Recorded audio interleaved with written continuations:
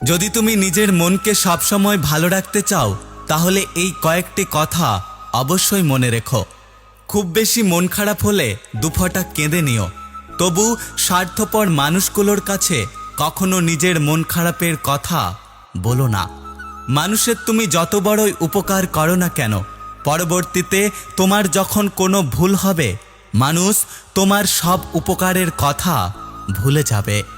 যার জীবনসঙ্গী ভালো হয় তার দুনিয়াতে আর কোনো বন্ধুর দরকার হয় না, আর যার জীবনসঙ্গী খারাপ হয় তার দুনিয়াতে আর কোনো শত্রুর প্রয়োজন হয় না। যদি ভাঙতেই হয় তাহলে রেকর্ড ভাঙো, কারো বিশ্বাস নয়। জীবনে বয়স বাড়ছে, চাপ বাড়ছে, টেনশন বাড়ছে, দায়িত্ব বাড়ছে, ভালো থাকাটা আস্তে আস্তে কমে যাচ্ছে।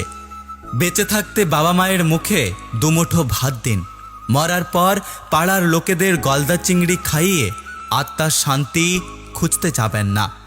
যাকে পৃথিবীর সবাই পুজো করেন তিনি হলেন ভগবান, আর যাকে ভগবান পুজো করেন তিনি হলেন মা। নিজের নামে কখনো অভিযোগ আসলে অসন্তুষ্ট হবেন না, কারণ একটা অভিযোগ একটা মানুষকে চিনতে সাহায্য করে, আর কখনো কখনো একটা অভিযোগই নিজেকে বদলাতে সাহায্য করে। বোকা মহিলারা স্বামীকে গোলাম বানিয়ে নিজে গোলামের স্ত্রী হয়ে যায়, আর বুদ্ধিমতী মহিলারা স্বামীকে রাজা বানিয়ে নিজে রাজরানী হয়ে যায়। আপন যখন পর হয় তখন তাকে সম্পূর্ণ ত্যাগ করা ছাড়া অন্য কোনো উপায় থাকে না। একটা কথা মনে রেখো, অহংকার রূপের জন্য নয়, গুণের জন্য থাকা উচিত।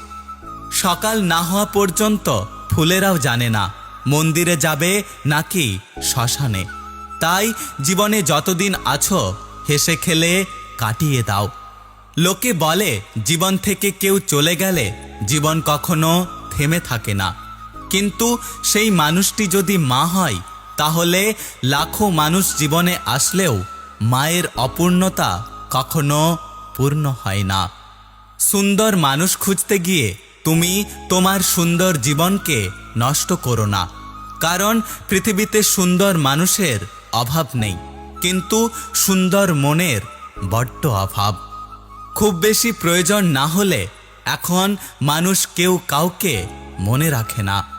পৃথিবীতে সবচেয়ে ভয়ঙ্কর প্রাণী হচ্ছে মানুষ, যারা নিজের স্বার্থের জন্য যে কোনো কিছু করতে পারে।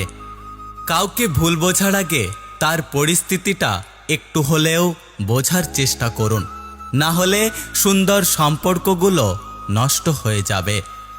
ভরসা কিছুটা ক্ষতি করতে পারে, কিন্তু অন্ধবিশ্বাস আপনার সব কিছু কেড়ে নিতে পারে। তাই কোনো কিছুর ওপরে অন্ধবিশ্বাস করবেন না।